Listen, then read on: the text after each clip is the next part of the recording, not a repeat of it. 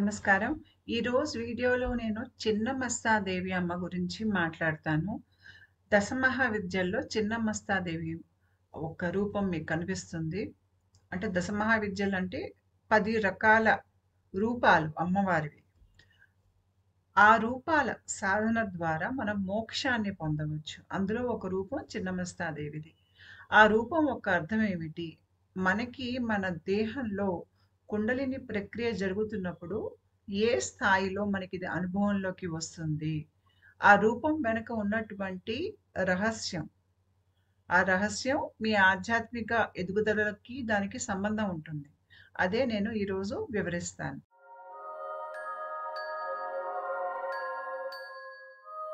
దశమహావిద్యలు అంటే అమ్మవారి యొక్క 10 రూపాలు. కాళి, తార, త్రిపుర సుందరి, భువనేశ్వరి, భైరవి, చిన్నమస్త, ధూమావతి, బగళాముఖి, మాతంగి, ఇంకా కమలాత్మిక. ఈ రూపాల్ని కొలిచి మనం దీంట్లో ఏదో ఒక రూపం సాధన మనం చేయొచ్చు. చేసి మనం మోక్షాన్ని పొందవచ్చు. ఈ సాధన మీకు ఎక్కువగా బెంగాల్ అక్కడ మీకు చాలా వాడుకలో ఉంటుంది. అయితే ఈ సాధన ఉద్దేశ్యం ఏమిటి అంటే ప్రతి ఒక్కరూ నిర్గుణ బ్రహ్మ మీద ధ్యాస పెట్టి ధ్యానం చేయటం గాని, నిర్గుణ బ్రహ్మని కొలిచి మోక్షాన్ని పొందటం అనేది కష్టం కాబట్టి, ఆ విశ్వంలో ఉన్నటువంటి శక్తి, ఆ శక్తి స్వరూపిణి అమ్మ ఏదైతే ఒక స్థాయిలో మీకు కాళ్ళ సంకర్షణి దేవిగా ఒక నిర్గుణ స్థాయిలో ఉంటుందో, అదే అమ్మవారిని మనం ఒక రూపంతో కొలవచ్చు. రూపంతో కొలిచి ఆ రూపం ద్వారా మనం మోక్షాన్ని పొందవచ్చు. ఆ రూపాలేమిటి అంటే ఈ దశమహావిద్యలు. ఇవి విద్యలు. ఎందుకంటే ఇవి గనక మన జీవితంలో మనకి అనుభవంలోకి వచ్చాయనుకోండి సాధన ద్వారా, ఇవి మనకి చాలా నేర్పిస్తాయి.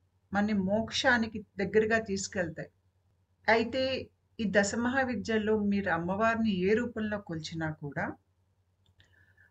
1 లేదంటే 2 జన్మల్లో ఆ మనిషికి మోక్షం అనేది వస్తుంది. ఇవి మనంతట మనం చేసేటువంటి ఆహ్, సాధన కాదు. ఇక్కడ ఖచ్చితంగా గురువుండాలి. గురువు ద్వారా దీక్ష తీసుకొని సాధన ధ్యాస పెట్టి చేయాలి. చేసినప్పుడు ఆ మనిషికి ఎలాగో మోక్షం లేదంటే కుండలిని జాగృతం లాంటిది జరుగుతుంది. అయితే ఈరోజు నేనిక్కడ చిన్నమస్తాదేవి అమ్మ గురించి మాట్లాడుతున్నాను. మీరు చిన్నమస్తాదేవి అమ్మ రూపం గనక చూసారు అంటే, ఈ రూపంలో మీకు కింద ఒక జంట పడుకొని ఉన్నారు. ఆ జంట పైన అమ్మ నిలబడి ఉంది. దీనికి అర్థం ఏమిటి అంటే, మన దేహంలో ఉన్నటువంటి మన కోరికని అణిచి అంటే ఇక్కడేంటి బ్రహ్మచర్యం పాటించటం లాంటిది. అంటే మన లోపల ఉన్నటువంటి కోరికని మనం అణుచుకుని బ్రహ్మచర్యం పాటించినప్పుడు ఏమవుతుందంటే, మన దేహంలో ఏవైతే సెక్షువల్ ఫ్లూయిడ్స్ ఉన్నాయో అవి ఓజస్సుగా మారతాయి. నేను దీని మీద గతంలో వీడియో చేశాను. అది మెంబర్‌షిప్ జోన్‌లో ఉంది. ఇక్కడ ఏమవుతుందంటే, ఏదైతే మన దేహంలో స్వాదిష్టాన చక్ర భాగంలో అంటే లేదంటే మన జననేంద్రియాలు ఉండేటువంటి భాగంలో ఏవైతే ద్రవాలనేవి ఉత్పత్తి అవుతాయో, ఈ ద్రవాలు మనం సంతతిని పెంచుకోవటానికి, లేదు అంటే కోరికను తీర్చుకోవడానికి వచ్చేటువంటి ద్రవాలివి మన లోపల. అయితే ఇవి గనక మనం బ్రహ్మచర్యం పాటించినప్పుడు ఆడవాళ్ళైనా, మగవాళ్ళైనా కూడా బ్రహ్మచర్యం పాటించినప్పుడు ఏమవుతుందంటే, ఇది మనకి ఇక్కడ మీకు చూసారంటే రెండో బొమ్మలో మీకు మన నాడీ వ్యవస్థ ఉంది వెన్ను లోపల. మీకు బయట అన్నిటికన్నా ఎర్రగా కనిపించేది సుషుమ్న నాడి. అంటే మనకి ఇది వెన్ను భాగం. కింద మూలాధారం నుంచి పైన ఇక్కడ దాకా వస్తుంది మనకి. అది సుషుమ్న నాడి. సుషుమ్న నాడి లోపల మీకు పసుపుది కనిపిస్తుంది కదా! అది వజ్ర నాడి. ఈ వజ్రనాడి కూడా మీకు మూలాధారంలోనే మొదలవుతుంది. మొదలై పైకి వచ్చి ఇక్కడ ఆగుతుంది.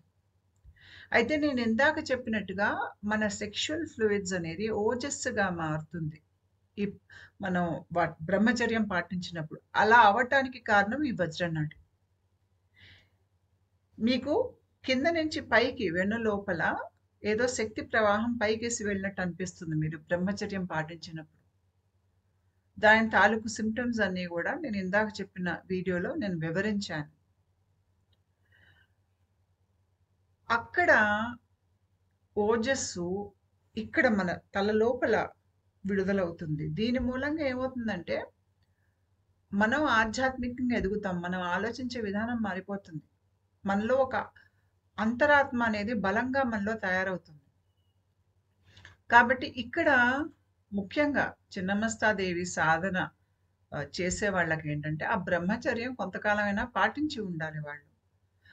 చాలా కోరికలతో చిన్నమస్తాదేవిని మీరు పూజించలేరు. ఇక్కడ సెక్షువల్ సబ్లిమేషన్ అంటే బ్రహ్మచర్యం అనేది ముఖ్యం. తర్వాత చూసారంటే అమ్మ మీకు నగ్నంగా కనిపిస్తుంది. ఎందుకంటే ఆవిడ ఈ భౌతిక లోకానికి సంబంధించినటువంటి ఆలోచనలు, ఈ భౌతిక లోకానికి సంబంధించినటువంటి వస్తువులు వాటికన్నిటిని దాటేసున్నారు. ఇప్పుడు మనిషికి బట్టలు ఎందుకు వేసుకుంటారు, ఒళ్ళెందుకు కప్పుకుంటారు అంటే అవమానం, సిగ్గు, బిడియం, నేను ఈ దేహం అనుకునేటువంటి ఒక ఆలోచనతో కప్పుకుంటారు.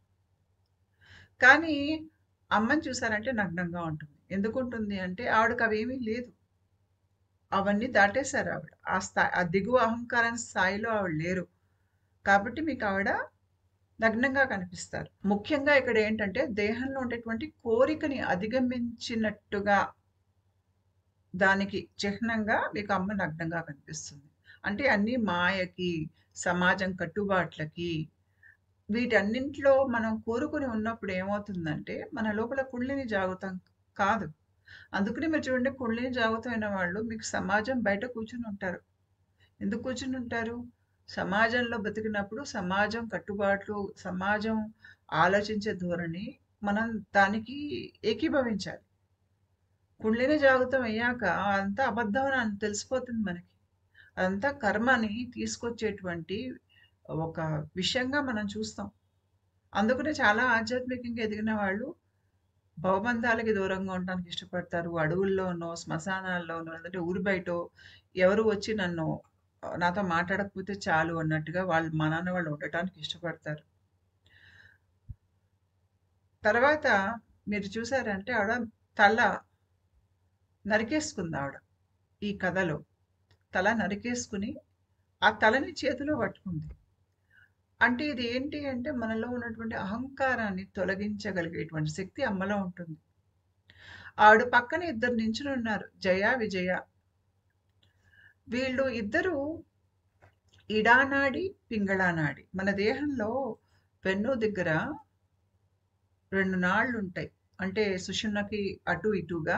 ఇక్కడ చూశారు అంటే వెన్ను కింద నుంచి మీకు సుషుమ్న మొదలై ఇంచుమించు ఈ భాగం గుచ్చి ఆగుతుంది. మీకు కుడివైపున ఎర్రటి నాడి కనిపిస్తుంది చూడండి, పింగళ నాడి. అది అటు ఇటుగా వెన్నులోంచి కదిలి ఇక్కడికి వచ్చి కుడివైపు భాగం ఆగుతుంది. ఇక్కడ ఇడానాడి నీలం రంగులో ఉంది. అది కూడా అలాగే వెన్ను మీద అటు ఇటుగా పాకినట్టుగా పైకి వెళ్ళి ఇక్కడ వచ్చి ఆగుతుంది ఎడం వైపున.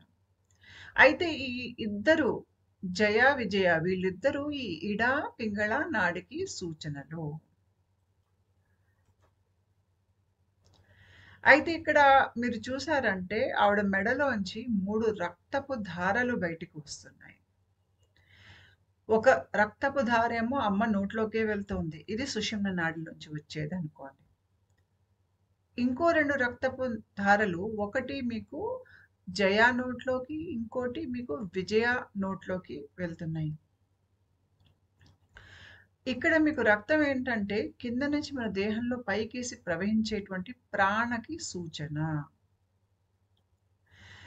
మీకు కుండలిని జాగృతం జరిగినప్పుడు, లేదంటే కొన్నిసార్లు ఆధ్యాత్మిక జాగృతిలో కూడా తల పైనుంచి మీకు ఇట్లాగా ఏదో బయటకు వస్తున్నట్టుగా అనిపిస్తుంది ధార. అంటే దేహం లోపల నుంచి బయటికేసి తల బయట నుంచి మీకు ఇలా చిమ్ముతున్నట్టుగా ఉంటుంది ధార. ఆ ధారే ఇక్కడ 3 పాయలుగా మీకు కనిపిస్తోంది. ఇది ఈ రూపం ఒక్క అర్థం. అంటే ఈ రూపంలో మీకు ముఖ్యంగా ఏం కనిపిస్తోంది అంటే బ్రహ్మచర్యం పాటించటం, ఆ తర్వాత ఆహ్, మీకు కింద నుంచి పైకేసి శక్తి ప్రవాహం మీ దేహంలో తలలోంచి బయటికి రావటం, ఆ తలలోంచి బయటకొచ్చేది 3 పాయలుగా మళ్ళీ అది మిమ్మల్ని పోషిస్తుంది. ఇక్కడ ఏంటంటే అహంకారం అనేది తొలగిపోయి మనిషిలో ఏంటంటే నిస్వార్థ గుణం, కరుణ ఇలాంటివి ఆ మనిషిలో పెరుగుతాయన్నమాట. అదే ఇక్కడ ఈ అమ్మ పిక్చర్‌కి అర్థం. అయితే నేను ఇందాక చెప్పినట్టుగా మనకి ఇడా, పింగళ నాడులుంటాయని చెప్పాగా సుషుమ్నకు అటు ఇటుగా. మీకు పింగళా నాడి మన దేహంలో కుడివైపుని మొత్తం కంట్రోల్ చేస్తే, ఇడా నాడి ఎడమ వైపుని కంట్రోల్ చేస్తుంది. అయితే మనకి ఇడాకి, పింగళాకి సరిసమానంగా 2 నాళ్ళుంటాయి. ఒకటి పాయస్విని నాడి. ఇది ఇక్కడ చూసారంటే మీకు కింద మొదలయ్యి కుడివైపున పైకేసి వెళ్తోంది. పైకేసి వెళ్ళి ఇలా మెడ చెవిలోంచి పైకేసి వెళ్తోంది. ఇది పాయస్విని నాడి. అంటే మీకు ఇంచుమించుగా పింగళా నాడికి సరిసమానంగా ప్రవహించేటువంటి నాడి. కాబట్టి కొంతవరకు మీకు పాయస్విని, పింగళ అనేవి మీకు దేహంలో కుడివైపు భాగాన్ని చూస్తాయి. కుడివైపు భాగం అంటే మన భౌతిక దేహానికి సంబంధించినటువంటి చర్యలు. ఇది మనకి కుడివైపు భాగం పురుషతత్వం. మన దేహంలో ఎడమ వైపు భాగం స్త్రీతత్వం ప్రతి మనిషి దేహంలో. కుడివైపు భాగం పురుషతత్వం. కాబట్టి మన శరీరం ఒక శక్తి, మన శరీరం ఎలా పనిచేస్తుంది అనేది మన కుడివైపు నుంచి వస్తుంది. అదే రకంగా ఇందాక నేను ఇడా నాడి చూపించా కదా, ఎడమ వైపు పైకెళ్తోంది. దానికి కరస్పాండింగ్ నాడి శంకిని నాడి. అది ఎడమ వైపు ఇట్లా పైకెళ్తుంది. మీకు పాయస్విని నాడి ఇక్కడ మీకు తెలుస్తుంది పాయింట్ దానిది. ఇక్కడి నుంచి మీకు ఇలా పైకెళ్తుంది చెవిలోకి. శంకిని నాడి మీకు ఇక్కడ తెలుస్తుంది. ఇక్కడి నుంచి ఇట్లా చెవిలోకి వెళ్తుంది. అయితే ఈ శంకిని నాడి ఏంటంటే మన దేహంలో ఎడమ వైపు భాగం. ఈడా నాడి కూడా ఎడమ వైపే. అంటే మన దేహంలో ఎడమ వైపు జరిగేవన్నీ ఏంటి? మనస్సుకి సంబంధించింది. మన మనస్సుకి మనం బాధపడ్డామా? మనం మానసికంగా ఆరోగ్యంగా ఉన్నామా? మనలోని స్త్రీతత్వం అన్నీ ఎడమ వైపు నుంచి వస్తాయి. కాబట్టి ఈ శంకిని నాడి కూడా ఈడా నాడితో పాటు ఎడమ వైపు భాగంలో మీకు దీని ఆధీనంలో ఉంటాయి. అయితే ఒక ఆధ్యాత్మికంగా ఎదిగే మనిషిలో ఏమవుతుందంటే మామూలుగా మన దేహంలో ప్రాణాలుంటాయి. పంచ మహాప్రాణాలుంటాయి. ఇక్కడ బొమ్మలో చూసారంటే గనక మీకు అపాన వాయువు కిందకేసి వెళ్తాం. ప్రాణవాయువు పైకేసి వెళ్తాం. మీకు అలా అపాన వాయువు కిందకేసి ప్రాణవాయువు పైకేసి వెళ్తున్నంత కాలం మన జనమన్న చక్రాల్లో కూరుకుని ఉంటాం. మన ఆధ్యాత్మిక సాధన చేసినప్పుడు మన దేహంలో వాయువు కదలికలు మారుతాయి. మంత్ర సాధన చేసినా, ఏ ఆధ్యాత్మిక సాధన చేసినా కూడా. అప్పుడే మీకు ఈ కుండలిని సింప్టమ్స్ లాంటివి మొదలవటం మీకు తెలుస్తుంది.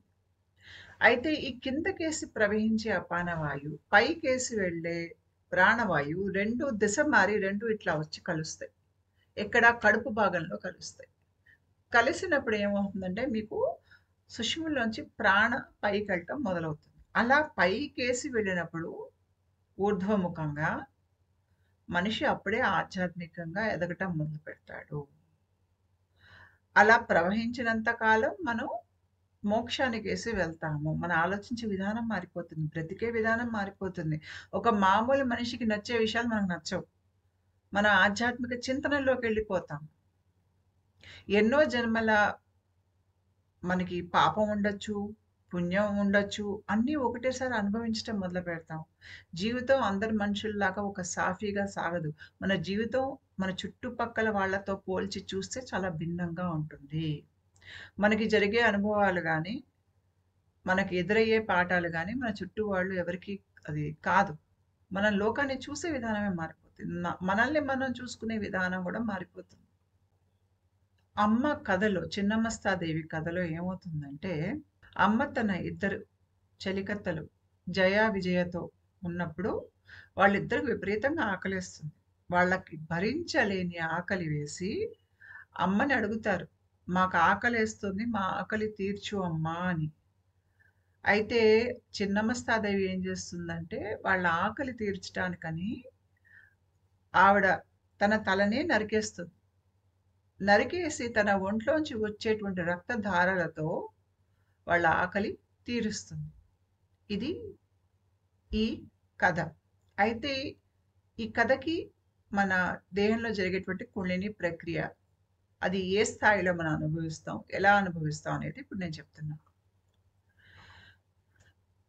మనకి ఒక స్థాయి ఆధ్యాత్మికంగా ఎదిగాక, అంటే ఇప్పుడు నేను చెప్పేది ఎవరైతే ఆధ్యాత్మిక ప్రక్రియలో మొదటి దశల్లో ఉన్నారో వాళ్ళకి ఇది అనుభవంలోకి రాదు. ఇది కాస్త ముందుకు వెళ్ళాక అనుభవంలోకి వస్తుంది. ముఖ్యంగా గుండె తాలూకు ఈ అనాహత చుట్టూ ఈ భాగం అంతా యాక్టివేట్ అయిన వాళ్ళకి ఎక్కువ వస్తుంది. అయితే మనకి మన గుండె అనేది కుడి, ఎడమగా విభజన చెంది ఉంటుంది. నేను గతంలో ఒక వీడియో చేశా. ఆ వీడియోలో నేను మనిషి దేహానికి మన దేహంలో ఉన్నటువంటి కోశాలు, ఆ కోశాలకి ఏ రకంగా మనం వాటిని ఆహ్, అన్వయించుకోవచ్చు దీనికి, దానికి అనేది నేను అక్కడ పెట్టాను. ఆ వీడియో లింక్‌ని పెడతాను. ఆ వీడియో గనుక చూసారంటే మన గుండె అనేది మన తల్లి గర్భంలో ఉండంగా అది ఏ రకంగా విభజన చెందుతుంది, కుడి, ఎడమగా ఎలా మారుతుంది, ఏ స్థాయిలో అవుతుందో మీకు అర్థమవుతుంది. అంతే కాకుండా నేను గతంలో దశమహావిద్యల్లో 4 అమ్మవార్ల రూపాల మీద నేను నా అనుభవాలకి సంబంధించినటువంటి ఒక వీడియో చేశా. అది కూడా డిస్క్రిప్షన్ బాక్స్‌లో పెడతాను చూడండి. అయితే ఇక్కడ ముఖ్యంగా మీరు గుండె భాగం చూడండి. అంటే ఇక్కడ అనాహత చక్రం. అనాహత చక్రం ఇటువైపున మీకు మనస్థన అని ఉంటుంది. మనస్థన అనేది మనకి మనసుకి సంబంధించినటువంటి పద్మం. ఇటువైపు హృచ్చక్ర ఉంటుంది. హృచ్చక్ర అనేది మన లోపల మనం ఏదైతే కావాలనుకుంటామో దాన్ని నిజం చేసుకోగలిగేటువంటి శక్తి, అంటే మేనిఫెస్టేషన్ పవర్ ఇక్కడే ఉంటుంది. మన ఇష్ట దైవం ఒక స్థానం కూడా ఇక్కడే ఉంటుంది. అంతేకాకుండా ఇక్కడ చూసారంటే నేను లక్ష్మీ ఆలయ అని పెట్టాను. అది ఎక్కడుంటుంది అంటే మీకు హృత్ చక్ర కింద, మనస్ పద్మ కింద 2 నల్ల గీతలు కనిపిస్తున్నాయి చూడండి. అంటే అనాహత చక్రం ఇక్కడ ఉంటే ఇక్కడ మీకు 2 నల్ల గీతలు ఇలా కనిపిస్తున్నాయి. అది లక్ష్మీ ఆలయ. అంటే ఏంటి అంటే అక్కడ మీకు ఇంచుమించు వేగస్ నర్వ్ ఇటు అటుగా క్రిస్ క్రాస్ అవుతుంది. మన దేహాల్లో నరాలుంటాయి. ఆ నరాలకి సరిసమానంగా మన ప్రాణమయ కోశంలో నాడీ వ్యవస్థ ఉంటుంది. మన దేహంలో చాలా రకాలైనటువంటి మనకి ఆహ్, కోశాలుంటాయి. ఇక్కడ చూసారంటే బయట అన్నమయ కోశం, తర్వాత ప్రాణమయ కోశం. ప్రాణమయ కోశంలోనే మీకు చక్రాలు, కుండలిని ఉంటుంది. మనోమయ కోశం అనేది మీ మానసిక భావోద్వేగాలకు సంబంధించినటువంటి కోశం. తర్వాత విజ్ఞానమయ కోశం ఏంటి అంటే ఆలోచనలు. ఆనందమయ కోశం అంటే మీరు ఏదైతే ఆనందం అనేది అనుభవిస్తారో సమాధి స్థితుల్లో అది ఎక్కడి నుంచి వస్తుంది. ఇది మన జీవాత్మ చుట్టూ ఉంటుంది. ఇక్కడ జీవాత్మని ఓంకారంగా చూపించారు. అయితే ఇక్కడ నేను రెండో కోశం గురించి మాట్లాడుతున్నా. ప్రాణమయ కోశం. ఇక్కడే ఇప్పుడు నేను చెప్పేటువంటి ఈ పద్మాలు గాని, ఈ చక్రాలు గాని, ఇక్కడ లక్ష్మీ ఆలయ అన్నా కదా! నాళ్ళు గాని అన్నీ ఇక్కడే ఉంటాయి. అయితే ఈ నాడుల్లోంచి మీకు ముఖ్యంగా ఈ సమయంలో మీకు మనస్పద్మ తిరగటం మొదలవుతుంది. అనాహత చక్రం తిరుగుతోంది. హృచ్చక్ర మీకు తిరుగుతోంది. మీకు ఇటు హృచ్చక్ర నుంచి అనాహత చక్రం కనెక్షన్ వస్తుంది. అనాహత చక్రం నుంచి మనస్పద్మ కనెక్షన్ వస్తుంది. మళ్ళా లక్ష్మీ ఆలయంలో మీకు ఇటు అటుగా మీకు ప్రాణ కదలికలు తెలుస్తూ ఉంటాయి. అంటే అక్కడ ఏదో కదులుతున్నట్టుగా మీకు కింద ఆ భాగంలో ప్రాణ ప్రవాహం తెలుస్తుంది.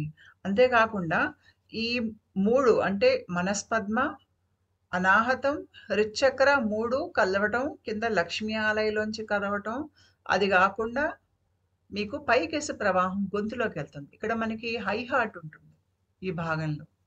అది మీకు తెలుస్తుంది. ఏదో గుచ్చినట్టుగా గుర్రమని ఇక్కడ మీకు తెలుస్తుంది. కొన్నిసార్లు ఇక్కడ నొప్పి గూడా వస్తుంది. ఎందుకంటే ఇక్కడ మన థైమస్ గ్లాండ్ అనేది ఉంటుంది. ఒక గ్రంథి ఉంటుంది. ఈ గ్రంథి ఏంటంటే మనం 15 ఏట వచ్చే వరకు పనిచేస్తుంది. తర్వాత సరిగ్గా పనిచేయదు. ఈ గ్రంథి సరిగ్గా తర్వాత పనిచేయదు కాబట్టి మనం సహజంగానే మనకి వృద్ధాప్యం అనేది మనకి కాలం గడిచి మనం పెద్దవాళ్ళం అయ్యాక మనకి వృద్ధాప్యం అనేది వస్తుంది. తర్వాత మనకి రోగనిరోధక శక్తి కూడా మనకి వృద్ధాప్యం వచ్చే కొద్దీ తగ్గిపోతుంది. అయితే ఇక్కడ ఆధ్యాత్మిక ప్రక్రియ అయినా, కుండలిని ప్రక్రియ అయినా ఇది మళ్ళీ యాక్టివేట్ అవుతుంది. తెరుచుకుంటుంది మళ్ళీ. ఉబ్బుతుంది. ఉబ్బుతున్నప్పుడు ఇక్కడ నొప్పొస్తుంది. ఇలా మీకు మెడలోకి వెళ్తుంది. విశుద్ధ చక్రం యాక్టివేట్ అవుతుంది. ఇక్కడ చక్రం మీకు గరగర తిరుగుతుంది. ఇవన్నీ మీకు మీ దేహంలో జరగాలి. అంటే ఇప్పుడు నేను చిన్నమస్తాదేవిది ఎక్కడ పనిచేస్తుంది? మీకు ఎలా అనుభవంలోకి వస్తుందంటే, ముఖ్యంగా గుండె భాగంలో మీకు ఇది బాగా తెలుస్తుంది. ఈ సమయంలోనే మీకు చిన్నమస్తాదేవి కనిపిస్తుంది. మీ కుండలిని జాగృతం అయితే, లేదంటే మీరు చిన్నమస్తాదేవి సాధన చేస్తే కూడా మీ దేహంలో ఇదవుతుంది. అయితే ఇందాక నేను చెప్పినట్టుగా మన గుండె మన తల్లి గర్భంలో ఉన్నప్పుడే మనం శిశువుగా ఏర్పడుతున్నప్పుడే మొదటి కొన్ని వారాల్లోనే గుండె అనేది ఏర్పడుతుంది. ఏర్పడినప్పుడు ఆ గుండె కుడి ఎడమగా విభజన చెందుతుంది. అంటే కుడివైపు ఒకలా ఉంటుంది చూడటానికి, ఎడమవైపు ఒకలా ఉంటుంది.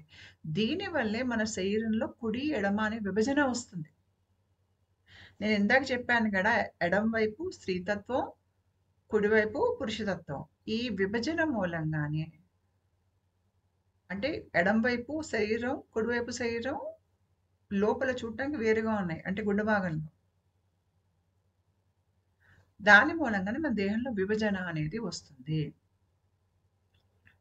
అయితే ఇందాక నేను చెప్పినట్టు మనస్పద్మ ఏదైతే ఉందో, ఎప్పుడైతే మనం మన లోపల మన మానసిక స్థితి ఏదైతే గందరగోళంగా ఉంటుందో, మనం దాంట్లోంచి బయటకొస్తాము. ఒక స్పష్టత వైపు వెళ్తాము.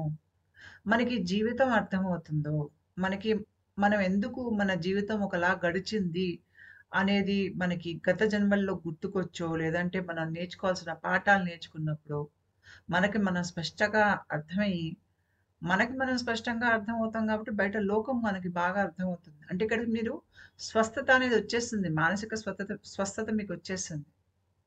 ఈ మనస్పద్మకి మన మనస్సుకి సంబంధం ఉంటుంది. మీ లోపల సాత్విక తత్వం అనేది ఎక్కువవుతుంది. అయినప్పుడు ఈ మనస్పద్మ అనేది యాక్టివేట్ అవుతుంది. అంటే పై స్థాయిలో వెళ్ళేసరికి ఈ ప్రక్రియ మిమ్మల్ని సాత్విక తత్వం వైపు తీసుకెళ్తుంది. అప్పుడు మనస్పద్మ యాక్టివేట్ అవుతుంది. హృచ్చక్ర మీకు ఇటువైపు ఉండేది. మీ దేహంలో మీ ప్రాణ అనేది ఇంచుమించు మీకు కారణ శరీరంలోకి వెళ్ళాలి. అంటే ఎక్కడంటే నేను ఇక్కడ చెప్పాను చూడండి ఆనందమయ కోశం. ఆనందమయ కోశమే మీ కారణ దేహం.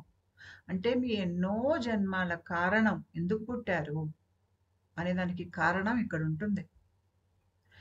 దీనికిను ఈ హృత్ పద్మకి ఆర్ హృత్ చక్రాకి సంబంధం ఉంటుంది. కాబట్టి మీరు చాలా ఆధ్యాత్మికంగా ఎదిగి మీకు సమాధి స్థితులు అనేవి మీకు సమాధి స్థితుల్లో రకాలుంటాయి. దాంట్లో మీకు దిగువ స్థాయి సమాధి స్థితుల్లో మీకు ఒక ఆనందకరమైనటువంటి ఒక ఏదో శక్తి మీ దేహంలోంచి వెళ్తున్నట్టు, మీకేదో చాలా లోపల ఆనందంగా అనిపిస్తున్నట్టుగా ఉంటుంది. అలా అనిపించినప్పుడు ఏంటంటే, అది ఎక్కువగా మీలో ఉంటే గనక ఈ హృత్ చక్ర అనేది యాక్టివేట్ అవుతుంది. అయితే నేను ఇందాక చెప్పినట్టుగా మనకి గుండె కుడి, ఎడమగా విభజన చెంది ఉంటుంది కాబట్టి, మన లోపల ఉన్న విభజనే మనకి బయట కనిపిస్తుంది. ఎక్కువ, తక్కువ, మంచి, చెడు, స్త్రీ, పురుషుడు, పాపం, పుణ్యం, స్వర్గం, నరకం ఇవన్నీ ఏంటి విభజన. ఈ విభజన మనం ఎందుకు చూడగలుగుతున్నాం అంటే మన లోపల మన గుండెలో విభజన ఉంది కాబట్టి. మన గుండెలో విభజన ఉంది కాబట్టి మనం బయట ఉన్నటువంటి శివతత్వాన్ని చూడలేము. మనకి మనిషి కనిపిస్తాడు. మనిషి రూపం కనిపిస్తుంది. ఒక మనిషి మీద మనకి ప్రేమ ఉంటుంది. ఒక మనిషి మీద మనకి ద్వేషం ఉంటుంది. అలా ఎందుకుంటుంది? మన గుండెలో విభజన ఉంటుంది కాబట్టి. ఆ విభజనలో మనం ఉండటం మూలంగా మనకి బయట డ్యుయాలిటీ అంటే ద్వంద్వం అనేది మనకి బయట కనిపిస్తుంది. నేను వేరు, లోకం వేరు. నేను వేరు, వేరే మనిషి వేరు. కాబట్టి నాకు వేరే మనిషితో పోటీ. ఈ వేరు వేరు అనే ఆలోచన ఇక్కడే మూలం దానికి. దానికి తగ్గట్టుగా మన మానసిక స్థితులు ఉంటాయి. దానికి తగ్గట్టు మన వ్యవహారం కూడా ఉంటుంది. అయితే ఇక్కడ ఏమవుతుందంటే, ఈ విభజన ఏదైతే మీకు గుండెలో కుడి, ఎడమ వైపున అనేది ఉందో, ఆధ్యాత్మిక ప్రక్రియ లేదంటే కుండలిని ప్రక్రియలో ఈ విభజన అనేది జరిగిపోతుంది. ఎలా జరిగిపోతుంది? ఈ గుండె చుట్టూ ఉన్నటువంటి ఈ భాగాలు అన్నీ కలగలిసి దాంట్లోంచి శక్తి ప్రవాహం అనేది వెళ్తుంది. ఎంతగా మీకు ఈ గుండె చుట్టూ భాగాల మధ్యలో శక్తి ప్రవాహం అనేది ఎక్కువగా ప్రవహిస్తుందో, మన దేహంలో కుడి, ఎడమ విభజన అనేది గుండె స్థాయిలో మనకింక అది ఎఫెక్ట్ ఉండదు మన మీద. దాని మూలంగా మనం బయట ఏకత్వాన్నే చూస్తాం. ఒకళ్ళని పాపిగా చూడం, ఒకళ్ళని పుణ్యాత్ములుగా చూడం. ఒకళ్ళని రాజుగా చూడడం, ఇంకోళ్ళని అధములుగా చూడం. ఒకళ్ళని గొప్పవాడిగా, ఇంకొకళ్ళని పేదవాడిగా మనం తారతమ్యం చెయ్యం. ఎందుకు చెయ్యం?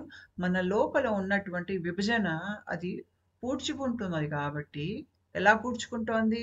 ఓ ప్రాణ కదలికలు ఇటు నుంచి ఇటు, పైనుంచి కింద నుంచి మీకు ఇలా పైకెళ్తూ ఆ ప్రాణ కదలికలు ఏం చేస్తాయంటే మన లోపల ఉన్నటువంటి విభజనని చెరిపేస్తాయి. కనెక్షన్స్ ఏర్పరుస్తాయి. ఏర్పరిచేసరికి ఏమవుతుందంటే, మీ లోపల ఉన్న విభజన జరిగిపోయేసరికి మీకు బయట గూడా ఆ విభజన కనపడదు. అందరితో ఒకేలాగానే ఉంటారు మీరు. ఒకరిని గొప్పగా చూడరు, ఒకరిని తక్కువ చేసి చూడరు. పైగా దాని ప్రభావం మీకు విశుద్ధ చక్రం మీద ఉంటుంది కాబట్టి, మీ నిజాన్ని మీరు లోకానికి వ్యక్తపరుస్తారిక్కడ. అయితే మనకి ఆధ్యాత్మిక ప్రక్రియలో మొదట్లో మనకి ఈడా పింగళ నాడుల్లోంచి ప్రవాహం మనకి సుషుమ్నలోంచి పైకెళ్తున్నట్టు మనకి తెలుస్తుంది. అలా అవుతున్నప్పుడు ఏంటంటే, మన లోపల ఉన్నటువంటి కాలం, మనం కాలాన్ని ఏ రకంగా చూస్తాం, కాలాన్ని ఏ రకంగా అనుభవిస్తాం అనేది ఇక్కడ మారిపోతుంది. ఈడా నాడి మన దేహంలో మన గతానికి చిహ్నం. పింగళ నాడి మన దేహంలో మన భవిష్యత్తుకి చిహ్నం. సుషుమ్న నాడేమో ఇప్పటికి వర్తమానానికి చిహ్నం. మన ఆధ్యాత్మికంగా ఎదిగే కొద్దీ ఏమవుతుందంటే, మనకి తెలియకుండానే మనం గతం అనేది కొంతకాలానికి చాలా స్మృతులు మనకి చెరిగిపోతాయి. అంటే మనం ఇంకా గతాన్ని పట్టించుకోము. అంటే కొంత ముందుకు వెళ్ళాక, కొంతకాలం వరకు కొద్దిగా గతంలో జరిగిన విషయాలు మనల్ని బాధ పెడతాయి. ఒక స్థాయి తర్వాత మన గతం తాలూకు ముద్రలు, జ్ఞాపకాలు కూడా చాలా మటుకు చెరిగిపోతాయి. గతం తాలూకు బంధాలు, కర్మ సంబంధాలు చాలా మన జీవితం నుంచి వెళ్ళిపోతాయి. అంతేకాకుండా పింగళ నాడి భవిష్యత్తుకి సూచన కాబట్టి, ఇక్కడ మీకు ప్రాణ అనేది సుషుమ్న నుంచి పైకేసి ప్రవహిస్తున్నప్పుడు, మీకు భవిష్యత్తుకి సంబంధించినటువంటి భయాలు, రేపు ఏమవుతుందో ఆందోళన, రేపు ఏదో చేసేసేయాలనేటువంటి ఒక తాపత్రయం, ఇవన్నీ కూడా మీలోంచి వెళ్ళిపోతాయి. మీరు వర్తమానంలో బ్రతకటం అనేది ఇక్కడ మీకు ఆ తేడా వచ్చేస్తుంది. మీరు ఇప్పుడు ఎక్కువగా వర్తమానంలో మీకు తెలియకుండానే మీరు మీ వర్తమానంలో బ్రతుకుతూ ఉంటారు. అప్పుడప్పుడు మీకు జ్ఞాపకాలు వెనక్కి వెళ్ళినా, ముందుకేసి మీ భయాలు మిమ్మల్ని లాగినా, మళ్ళీ తిరిగి వెనక్కి వచ్చేస్తారు. వర్తమానంలో నాటుకుంటారు మీరు. అది ఇక్కడ మీకు వచ్చేటువంటి తేడా. ఇలా అయినప్పుడు ఏమవుతుందంటే, మీ దేహంలో మీరు శ్వాస తీసుకున్నప్పుడు, మీరు గమనించారంటే ఎక్కువగా మీరు శ్వాస నాభిలోకి తీసుకుంటారు. మనం గతం అని, భవిష్యత్ అని ఊగిసలాడుతూ భయాల్లో, దుఃఖంలో బ్రతికినప్పుడు ఏమవుతుందంటే, మనం శ్వాస నాభిలోకి పీల్చుకోం. దాని మూలంగా మనకి ఇంకా రకరకాల రుగ్మతలు, ఇంకా జనన మరణ చక్రాలు ఉండిపోవటం లాంటివి జరుగుతాయి. ఎప్పుడైతే ఇందాక నేను చెప్పినట్టుగా మీకు సుషుమ్న నాడిలోంచి పైకి ప్రాణ ప్రవహిస్తోందో, మీ శ్వాస పీల్చుకునే విధానం చాలా మటుకు మారుతుంది. అంటే మీరు శ్వాస నిమిషానికి తక్కువ సార్లు తీసుకుంటారు. ఒక మామూలు మనిషి నిమిషానికి 10, 12 సార్లు ఇంకా ఎక్కువ కూడా పీల్చుకునే వాళ్ళు ఉంటారు. ఇప్పుడు మీకు అది తగ్గుతుంది. 8కో, 9కో, 6కో అలా తగ్గుతుంది. తర్వాత మీరు గమనిస్తున్నారో లేదో గానీ మీ శ్వాస ఎక్కువగా మీరు కడుపులోకి, నాభిలోకి తీసుకుంటారు.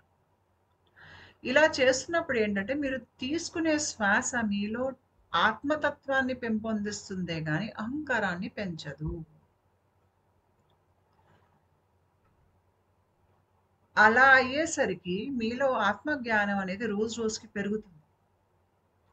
ఆత్మజ్ఞానం అనేది మనకి కలగాలి. అదేంటి అని మనకి అర్థం కావాలి. అలా అవుతున్నప్పుడు మనం స్వస్థత వైపు వెళ్తాం. అన్ని కర్మ రుణాల్లోంచి బయటకొచ్చేస్తాం. ఇలా అవుతున్నప్పుడు అంటే మీరు తీసుకునే శ్వాస మీ అహంకారాన్ని పెంచకుండా, మీలో ఉన్నటువంటి ఆత్మతత్వాన్ని పెంపొందిస్తుంటే, మీలో జరిగే మార్పేమిటి అంటే, మీరు ఎక్కువగా గతమని, భవిష్యత్తునని ఊగిసలాడరు. ఈ స్థాయికి ఏమవుతుందంటే, మీ గుండె మొత్తం ఎలక్ట్రిఫై అయిపోతుంది. ఇక్కడంతా ఎలక్ట్రిసిటీ వచ్చేస్తుంది.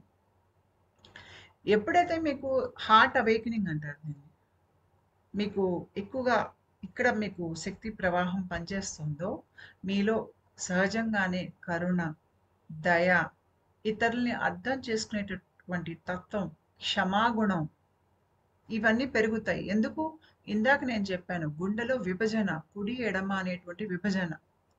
అది ప్రాణ ప్రవాహం వలన ఇటు, అటు కదిలే ప్రాణ ప్రవాహం మూలంగా అక్కడ విద్యుత్ సంచలనాలు ఉండటం మూలంగా ఆ విభజన అనేది ఏకత్వంలోకొస్తోంది. రావటం మూలంగా మీరు మీ చుట్టుపక్కల ఉన్న వాళ్ళని మీరు వాళ్ళ మీద ప్రేమ ఇది ఎలాంటి ప్రేమ, ఎలాంటి షరతులు లేని ప్రేమ. ఒక విశ్వ ప్రేమ. మీకందరి మీద ప్రేమ, జంతువులు, చెట్లు అందరూ బావుండాలనేటువంటి ఒక కోరిక, భూమి ఒక చైతన్యాన్ని పెంచేటువంటి ఒక మీలో స్ఫూర్తి, ఇవన్నీ మీలో సహజంగా వస్తాయి. అంతేగాకుండా మిమ్మల్ని ఎవరైనా గతంలో పీడించి ఉంటే మీకు వాళ్ళని చూస్తే మీకేం దుఃఖం అనిపించదు, భయం అనిపించదు, మీకేం క్రోధం రాదు, మీకేం పగ, ద్వేషం ఇలాంటివేం కలగవు. ఆ మనిషి మిమ్మల్ని ఎందుకు పీడించాడు? ఆ మనిషి తన ఆధ్యాత్మిక స్థితిలో ఏ స్థాయిలో ఉన్నాడు? అనేది మీరు అర్థం చేసుకోగలుగుతారు. అంటే మీకు ఆ మనిషిని అర్థం చేసుకోగలుగుతారు కాబట్టి, ఆ మనిషి మిమ్మల్ని ఎంత హింసించి ఉన్నా గతంలో మీకు ఆ మనిషి మీద కోపం ఉండదు. ఆ మనిషిని ఎప్పుడో క్షమించేసి ఉంటారు. కాకపోతే ఏంటంటే మళ్ళీ ఆ మనిషిని మీ జీవితంలోకి రానివ్వరు. ఎందుకు రానివ్వరు అంటే వస్తే మళ్ళీ అదే బాధల్లోకి ఆ మనిషి మిమ్మల్ని లాగుతాడు కాబట్టి, బాధల్లోకి వెళ్ళినప్పుడు మనం ఏంటంటే మళ్ళీ మాయలో కూరుకుంటున్నాం. ఆ విషయం మనం అర్థం చేసుకుంటాం. కాబట్టి మన చుట్టూ మన పరిసరాలు గానీ, మన జీవితం గానీ, మనల్ని మాయలోకి లాక్కుని వెళ్ళేటువంటి విషయాలు గానీ, మనుషుల్ని గానీ మన జీవితానికి దూరం పెడతాం. ఎందుకంటే వాళ్ళు మన స్థాయికి రాలేరు. వాళ్ళు ఆధ్యాత్మికంగా వాళ్ళ స్పందన పెరగాలి. అప్పుడుకి గాని వాళ్ళు అర్థం చేసుకోలేరు మిమ్మల్ని. మనిషి ఆధ్యాత్మికంగా ఏ స్థాయిలో ఉంటే, అదే స్థాయిలోంచి లోకాన్ని చూస్తాడు కాబట్టి, అతనికి లోకం ఆ స్థాయిలోనే అర్థమవుతుంది. దిగువ అహంకారంలో కూరుకుపోయి ఉన్నవాళ్ళు నేను గొప్ప లేదంటే నేను తక్కువైపోయాను. ఇదే ఉంటుంది వాళ్ళకి. చుట్టుపక్కల వాళ్ళు కూడా అలాగే అనుకుంటారని వాళ్ళు అనుకుంటారు. కానీ ఆధ్యాత్మిక ఎదిగిన మనిషిలో ఈ ఎక్కువ, తక్కువ అనేవి అన్నీ బ్యాలెన్స్‌లోకి వచ్చేస్తాయి. ఇతనికేం అనిపించదు. ఆ విషయం దిగువ అహంకారంలో కూరుకుని ఉన్న వాళ్ళకి తెలీదు. ఆ దిగువ అహంకారంలో ఉన్నవాళ్ళు గూడా ఆధ్యాత్మికంగా ఎదిగిన వాళ్ళని చూసి వాళ్ళతో పోటీకెళ్ళేటువంటి ప్రయత్నం చేస్తారు. కానీ ఆధ్యాత్మికంగా ఎదిగే మనిషికి ఎవరితోనూ పోటీ ఉండదు. అందరిని పైకి లేపే ప్రయత్నమే చేస్తారు వాళ్ళు. సో, దీని మూలంగా ఏమవుతుందంటే మీరొక మనిషి తన ఆధ్యాత్మిక జాగృతిలో ఏ స్థాయిలో ఉన్నాడు, తన సమస్యలేంటి, తన అంతరంగం ఏ రకంగా పనిచేస్తుందనేది మీకంతా అర్థమవుతుంది. ప్రతి ఒక్కరు మాయలో కూరుకుని బాధపడుతున్నారు. వ్యక్తిత్వ దోషాలు ఉన్నవాళ్ళు, వాళ్ళ భయాలకు వాళ్ళు బాధపడుతున్నారు. ఆధ్యాత్మికంగా ఎదిగేవాళ్ళు, వాళ్ళ సింప్టమ్స్‌కి, వాళ్ళ గతం తాలూకు స్మృతులు వచ్చినప్పుడు వాళ్ళు బాధపడుతున్నారు. అంటే మీకు కింద స్థాయి నుంచి ఇంచుమించు మనం జనన చక్రాల్లోంచి బయటికి విముక్తిని పొందే స్థాయి వరకు గనక చూసారు అంటే, అందరూ ఏదో రకంగా బాధపడుతున్నారు. చాలామంది ఏమనుకుంటారంటే బాగా సంపద ఉన్నవారు, బాగా అన్నీ తేలిగ్గా దొరికేవాళ్ళు, వాళ్ళు బాధపడరేమో అని అనుకుంటారు. అలాంటిదేమి ఉండదు. వాళ్ళ బాధలు వేరే ఉంటాయి. ఇవన్నీ మనకి బాగా అర్థమవుతాయి. అయితే ఈ ప్రక్రియలో ఏమవుతుందంటే, చిన్నమస్తాదేవి ఒక శక్తికి ఏమవుతుందంటే, మన కడుపులో అగ్ని అనేది ఎందుకంటే మీకు చిన్నమస్తాదేవి ఒక శక్తి మీకు మణిపుర చక్రం కడుపు భాగంలోంచి ఇట్లా పైకెళ్తుంది. ఆ శక్తి అలా పనిచేస్తుంది. ఆవిడ శక్తి మీ కడుపులో తగిలినప్పుడు మీకు జఠరాగ్ని అంటే మన కడుపులో అగ్ని ఉంటుంది. ఈ అగ్ని ఉండటం మూలంగానే మనం తిన్న అన్నం జీర్ణం అనేది అవుతుంది. ఈ జఠరాగ్ని అనేది పైకి తలలోకి వెళ్తుంది ఈ భాగంలోకి. అంతేకాకుండా వెన్ను కింద భాగం నుంచి వేడి కూడా పైకి తలలోకి వెళ్తుంది. రెండో బొమ్మలో చూపించినట్టుగా. ఇక్కడ వచ్చే సిమ్టమ్స్ ఏంటి అంటే, అంటే ఎవరైతే చిన్నమస్తాదేవి సాధన చేస్తారో వాళ్ళకి ఏ రకంగా వాళ్ళ దేహంలో మార్పు అనేది ఏ స్థాయిలో అమ్మవారి రూపం వాళ్ళకి బాగా కనిపిస్తుంది, ఏ స్థాయిలో వాళ్ళ అమ్మవారి శక్తిని ఎక్కువ అనుభవిస్తారు అనేది నేను చెప్తున్నా. కడుపులో అగ్ని పెరుగుతుంది. నేను ఇందాక కథ చెప్పాను. చెలికత్తలిద్దరూ జయ, విజయ అమ్మవారిని మాకు చాలా ఆకలేస్తుంది. మాకు ఏమైనా పెట్టు అని అమ్మని అడుగుతుంటారు. అమ్మ ఆకలేస్తుంది పెట్టు, పెట్టు మేము భరించుకోలేకపోతున్నాము ఈ ఆకలి అని. ఈ స్థాయిలో మీకు ఇలాగే ఆకలేస్తుంది. ఎంత ఆకలేస్తుందంటే మీరు మామూలుగా తినేదానికి 2, 3 రెట్లు ఎక్కువ తిన్నా కూడా మళ్ళీ గంటకే ఆకలేస్తుంది. ఆకలి ఏంటో అర్థం కాదు. మీ మీ అమ్మగారి ఇంట్లో అంటే మీ అమ్మని అలాగే అడుగుతారు. అమ్మ నేను ఆకలి భరించలేదు నాకు అన్నం పెట్టని అడుగుతారు మీ అమ్మని వెళ్ళి మీరు. తిన్నదంతా అరిగిపోతుంది. అంత వేడి కడుపులో ఆ అగ్ని అలా రాజుకుంటుంది. రాజుకుని ఈ అగ్ని ఏం చేస్తుందంటే ఇక్కడ మొదటి బొమ్మలో చూపించినట్టుగా పైకేసి వెళ్తుంది. అలా పైకేసి వెళ్తున్నప్పుడు ఈ గుండె భాగంలో అంతా వేడెక్కుతుంది. అది పైకేసి వెళ్ళే మార్గం అంతా మీకు వేడిగా అయిపోతుంది. ఒళ్ళంతా కూడా వేడైపోతుంది. కాకపోతే ఈ గుండె భాగం చాలా వేడవుతుంది. మీకు ఆ గుండె మధ్యలోంచి ఒక వేడి ధార, వేడి ప్రాణధార పైకేసి వెళ్తున్నట్టుగా మీకు అనిపిస్తుంది. ఆ వేడి రాజుకుంటుంది మీ గుండెల్లో. ఆ వేడి మీ లోపల గుండె భాగంలో ఉన్నటువంటి అజ్ఞానాన్ని దగ్ధం చేస్తుంది. పైగా ఈ వేడి మీకు గుండె మధ్యలోంచి వెళ్ళినా కూడా ఇందాక నేను చెప్పినట్టుగా గుండెకి మీకు కుడివైపున మీకు మనస్పద్మ, ఎడమ వైపున హృచ్చక్ర మీకు అవన్నీ కూడా వేడెక్కిపోతాయి మీకు. అంటే ఇక్కడ మీకు వేడి, ఎలక్ట్రిసిటీ, ప్రాణ కదలికలు అన్నీ బాగా తెలుస్తాయి ఈ భాగంలో మీకు. గుండె కొద్దిగా వేడెక్కటం, ఆ వేడెక్కటంతో పాటు మన దేహంలో నర్వస్ సిస్టమ్ అంటే నరాల వ్యవస్థ. మీకు మొదటి బొమ్మలో మీకు వెన్ను, పైన మెదడు కనిపిస్తుంది. ఇది సెంట్రల్ నర్వస్ సిస్టమ్. వెన్నులోంచి బయటికి వచ్చే నరాలు ఇప్పుడు మీకు రెండో బొమ్మలో కనిపిస్తుంది చూడండి. వెన్నులోంచి మీకు బయటికి వచ్చేటువంటి నరాలు ఏవైతే ఉన్నాయో అవి మీ పెరిఫెరల్ నర్వస్ సిస్టమ్. వీటన్నింటిలోంచి కూడా మీకు శక్తి ప్రవాహం అనేది బాగా తెలుస్తుంది ఈ దశలో. అయితే ఈ పైకేసి వెళ్ళేటువంటి ప్రాణ ఏదైతే ఉందో ఇక్కడ విశుద్ధ చక్రంలో మనకి ఉదాన వాయువు ఉంటుంది.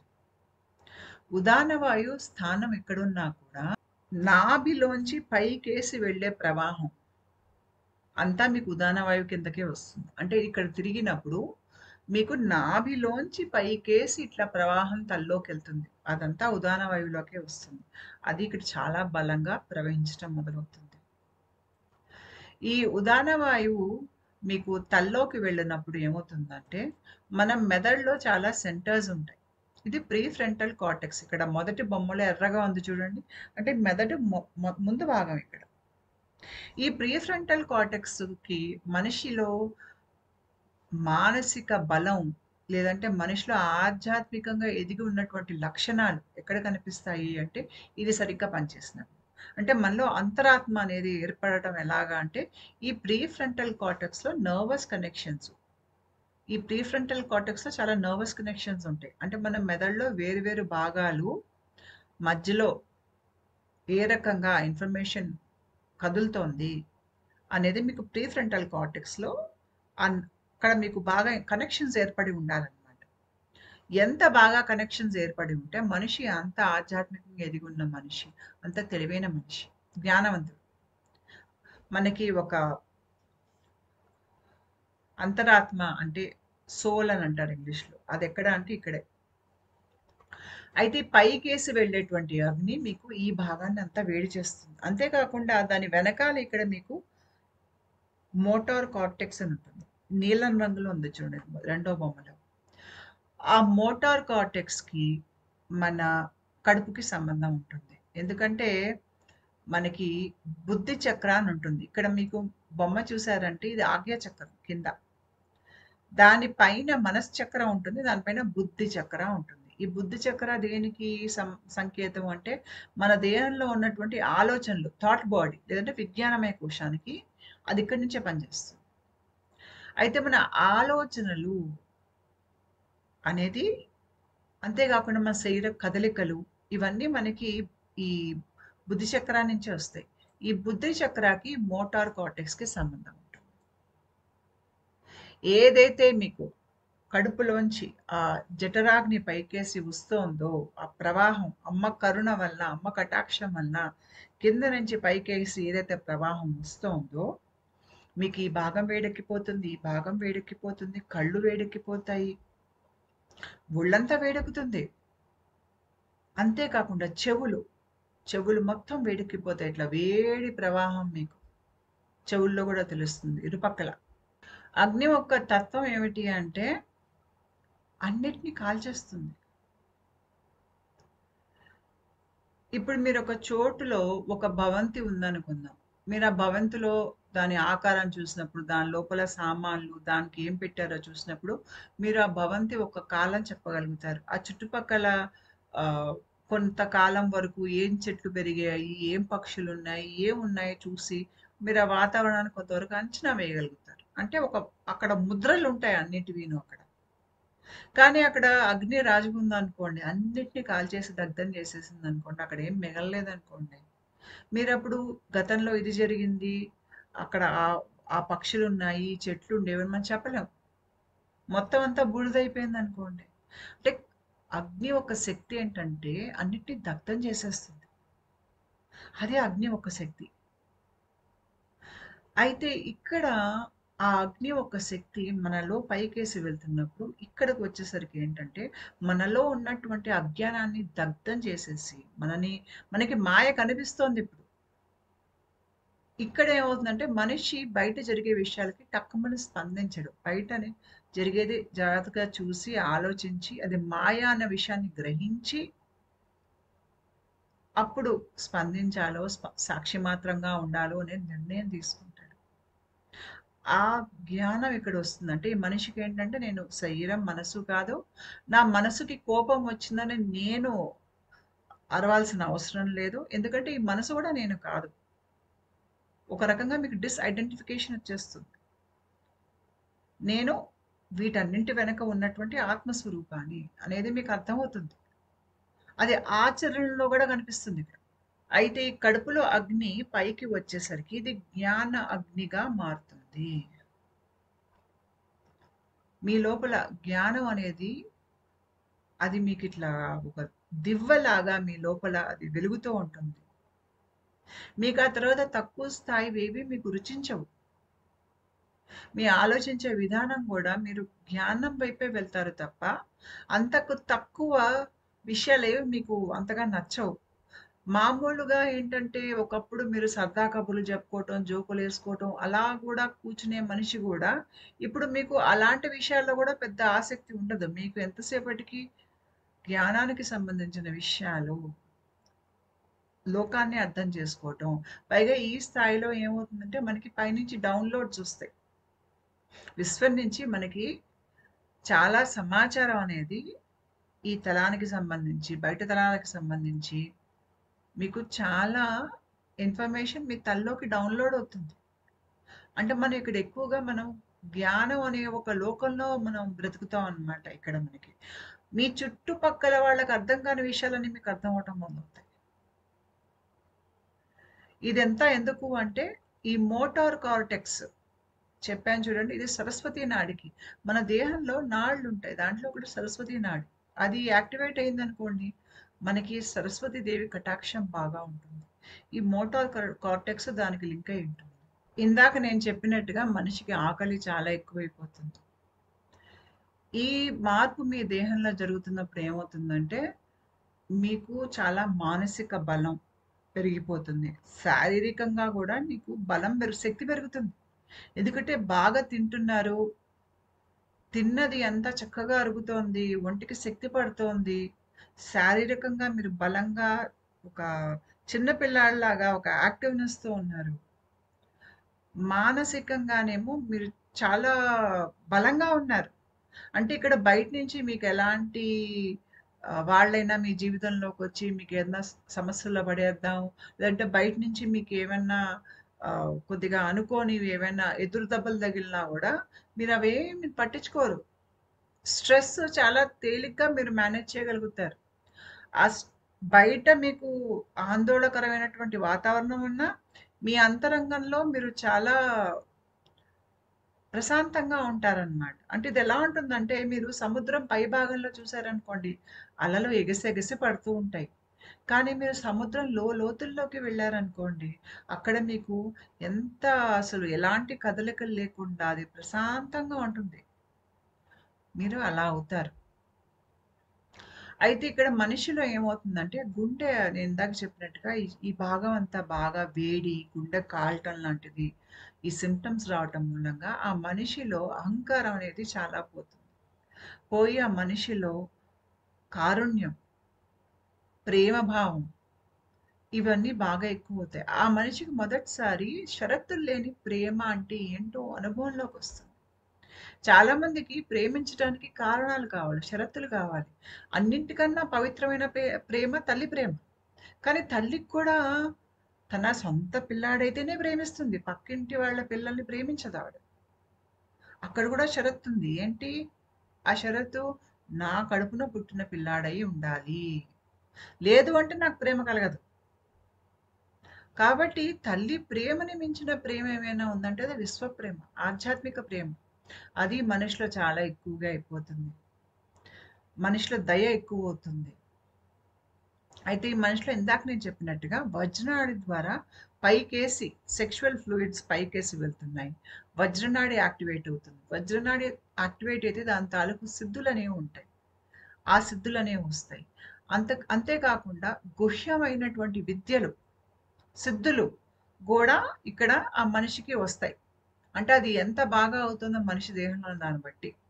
పైగా ఈ దశలో మనకి ముద్రలనేవి బాగా చేతులతో వేయటం మొదలుపెడతాం. అంటే మనకు తెలియకుండానే మన చేతులు ఏదో ఇట్లా ముద్రల్లోకి ఇలాగా చాలా మటుకు ఇట్లా 2 వేళ్ళు ఈ 2 వేళ్ళని ఇట్లా మనం ఒకదాంతో ఒకటి ఇట్లాగా రబ్ చేస్తూ ఉంటామనమాట.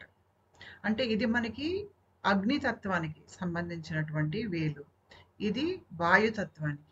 ఈ 2 అంటే గుండె, కడుపు ఈ 2 వేళ్ళని ఇట్లా, ఇట్లా, ఇట్లా అంటూ ఉంటాం మనకు తెలియకుండానే. ఇది ముద్ర. ముఖ్యంగా ఇక్కడ జరిగే ముద్ర. ఇక్కడ ఏమవుతుందంటే, మీరు పూర్తిగా మీ గతంలోంచి బయటకొచ్చేసేసి, పూర్తిగా మానసిక స్వస్థత అనేది పొంది ఉంటారు. మీ గతం తాలూకు కథలు మిమ్మల్ని బాధపెట్టవు. ఉండొచ్చు జ్ఞాపకంగా అది మీ లోపల. కాకపోతే ఇప్పుడు మీకదంత పట్టదు. బాగా నిద్రపోతారు. రాత్రి ప్రశాంతంగా నిద్రపోతారు. ఇక్కడ మనిషిలో ఏంటంటే అహంకారం సన్నగిల్లి, ఈ శరీరము, తర్వాత శరీరానికి సంబంధించిన భయాలు, మనసుకి సంబంధించినటువంటి బాధ గాని, కోరికలు గాని మనిషికి అంతగా పట్టవు. అయితే ఇక్కడ జరిగే ముఖ్యమైన విషయం ఏమిటి అంటే, ఇందాక నేను చెప్పాను కదా! కడుపులోంచి పైకేసి ప్రవాహం వెళ్తుందని, మళ్ళీ వెన్నులోంచి గూడా పైకేసి ప్రవాహం వెళ్తుందని చెప్పా కదా! ఇక్కడ చూడండి. ఈ బయటికేసి వచ్చే ప్రవాహం 3గా విభజన చెందుతుంది. ఈ 3 దారుల్లోకెళ్తాయి. ఒక ధార మన నోట్లోకే వస్తుంది. ఒక ధార పాయస్విని నాడి. ఇక్కడ నేను పాయింట్ చెప్పా చూడండి. ఇక్కడి నుంచి ఇట్లా కిందకి. ఇది పాయస్విని నాడి. మీ శరీరంలో కుడివైపు భాగాన్ని ఇది శాసిస్తుంది. ఇది శంకిని నాడి. దాని పాయింట్ ఇక్కడ ఉంటుంది. ఇక్కడ మీరు నొక్కితే కూడా మీకు నొప్పి పెడుతుంది. ఒకవేళ మీ దేహంలో వేగస్ నర్వ్ యాక్టివేట్ ఉందంటే ఇక్కడ వాపు ఉంటుంది. నొక్కారంటే నొప్పి పెడుతుంది. ఈ పాయింట్ నుంచి ఒక ధార ఇలా కిందకి ఎడం వైపు మీ దేహంలోకి దిగుతుంది. ఆ 2 ధారలే మీకు ఇక్కడ జయ, విజయగా కనిపిస్తున్నాయి. దీని మూలంగా ఏమవుతుందంటే, ఒక ధార ఏదైతే మీ కుడివైపుకి ఇలా దిగి మీకు ఇలా కిందకేసి కారుతోందో, ఇది మీ శరీరంలో శారీరక శక్తిని, ఆరోగ్యాన్ని చాలా పెంపొందిస్తుంది. ఏ ధార అయితే మీకు ఎడమ వైపు నుంచి వచ్చి ఇక్కడ పడి కిందకేసి ప్రవహిస్తుందో, ఇది మీ మానసిక బలాన్ని పెంచుతుంది. ఎవరైనా అంతకితం మిమ్మల్ని ఎవరైనా ఏదైనా అనుంటే మీరు బహుశా దుఃఖపడి ఉంటారు. ఇప్పుడు మీరు పట్టించుకోరు. వెళ్ళిపోమని చెప్తారు వాళ్ళని.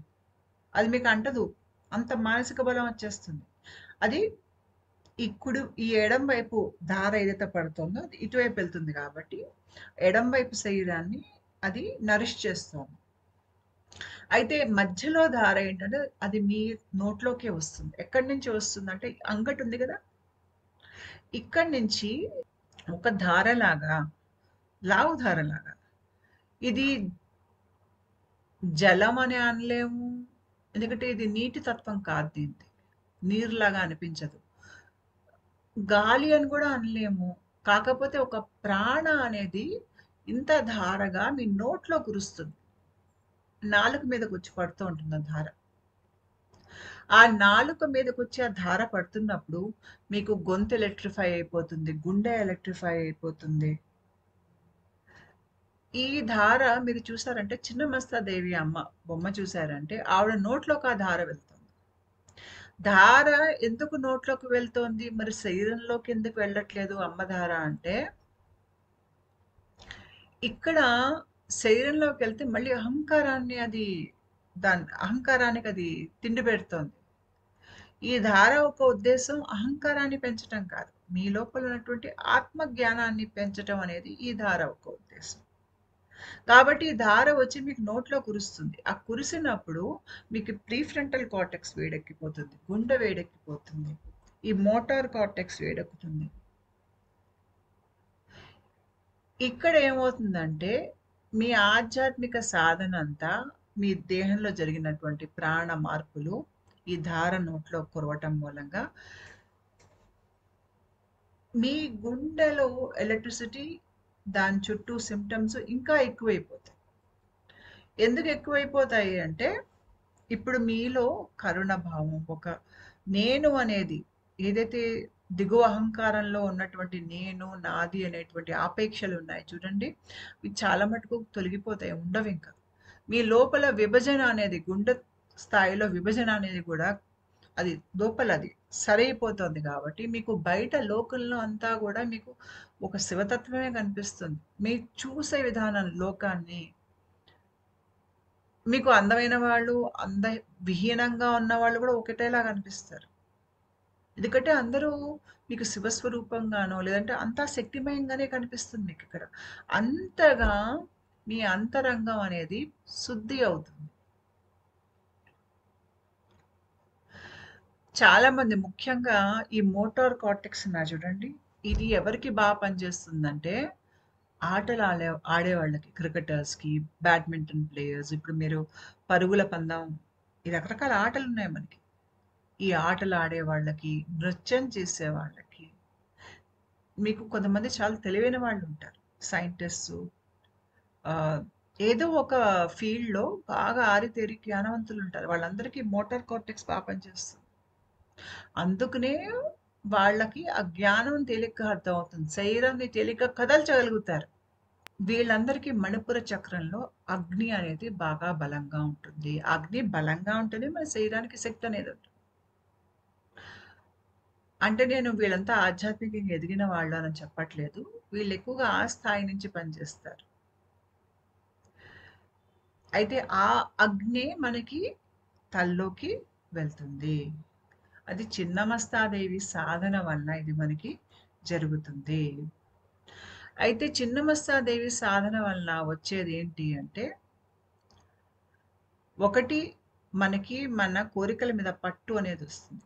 బ్రహ్మచర్యం వైపు వెళ్ళిపోతాం. వజ్రనాడి యాక్టివేట్ అవుతుంది. వజ్రనాడి ఒక్క పనితీరు ఎలా ఉంటుంది, దాని ప్రభావం మన మీద ఎలా ఉంటుంది అనేది నేను మెంబర్షిప్ జోన్లో వజ్రనాడి మీద వీడియోస్ చేశాను. అక్కడ మీకు వీలైతే చూడండి. తర్వాత ఈవిడ ఏం చేస్తుందంటే, ఈ అమ్మ కటాక్షం మూలంగా కడుపులో ఉన్నటువంటి అగ్ని మనకి తలలోకి వెళ్తుంది. అలా వెళ్తున్నప్పుడు గుండె లోపల ఉన్నటువంటి విభజన, కుడి ఎడమ విభజనని అది పూడుస్తుంది. అంతేకాకుండా మన దేహంలో కుడి, ఎడమని రెండిటికి సంరక్షణ, దానికి కావాల్సినటువంటి పోషణ మనకి ఈ అమ్మలోంచి వచ్చే శక్తి మన దేహంలోంచి 3 పాయలుగా బయటికి వచ్చినప్పుడు, ఒక పాయ కుడివైపులోకి వెళ్ళినప్పుడు మనకి భౌతిక దేహం శక్తి, ఒక పాయ ఎడమ వైపులోకి వెళ్ళినప్పుడు మనకి మానసిక శక్తి. ఈ 2 మనకి చక్కగా ఉంటాయి. అంతేగాకుండా మన గుండె ఒక ఎలక్ట్రోమాగ్నెటిక్ ఫీల్డ్ అనేది బాగా పెరుగుతుంది.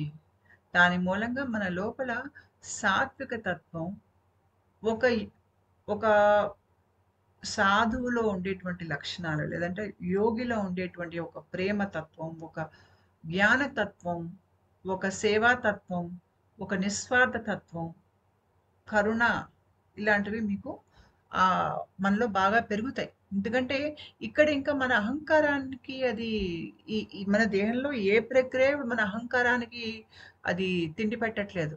మన ఆత్మతత్వానికే అది అది పెరిగేటట్టుగానే మన చర్యలు, మన ఆలోచనలు, మనం చేసే పనులు, మన శరీరం పనిచేసే విధానం గూడా. మనం అన్నం జీర్ణించుకున్నా, మనం శ్వాస తీసుకున్నా గూడా, అది మనలో ఉన్నటువంటి జ్ఞానాన్ని పెంచటానికి, ఆత్మతత్వాన్ని పెంచడానికే వెళ్తుందే గానీ, మనలో అహంకారాన్ని పెంచడానికి వెళ్ళదు. మనలో అహంకారాన్ని తొలగించగలిగేటువంటి శక్తి చిన్నమస్తాదేవికి ఉంటుంది. కానీ చిన్నమస్తాదేవి మీ జీవితంలోకి వస్తే మటుకు కొంతకాలం బాగా తింటారు. ఆనందంగా తింటారు. ఎంత తిన్నా ఆకలేస్తూనే ఉంటుంది. ఆకలిని వంటిట్లోకెళ్ళి ఏదో ఒకటి వెతుక్కుంటూనే ఉంటారు. మీ లోపల ఈ ఆత్మజ్ఞానం పెరిగి గతం, భవిష్యత్తు అనే ఆలోచనలు చెరిగిపోయి మీరు వర్తమానంలో బ్రతుకుతారు. అంటే ఇక్కడ గుండె నుంచి బ్రతుకుతారు. ప్రీఫ్రంటల్ కార్టెక్స్ బాగా యాక్టివేట్ అయిపోయి ఉంటుంది. ఈ స్థాయికి గనుక మీరు వెళ్ళారు అంటే, మీరు చాలా ఉన్నతంగా ఆధ్యాత్మికంగా ఎదిగున్న వ్యక్తిగా మీరు అనుకోవాలి. అంటే ఆ స్థాయి మీ దేహం పనిచేస్తోంది అంటే, అది మామూలు సాధకులకు ఆ స్థాయిలో పనిచేయదు కాబట్టి.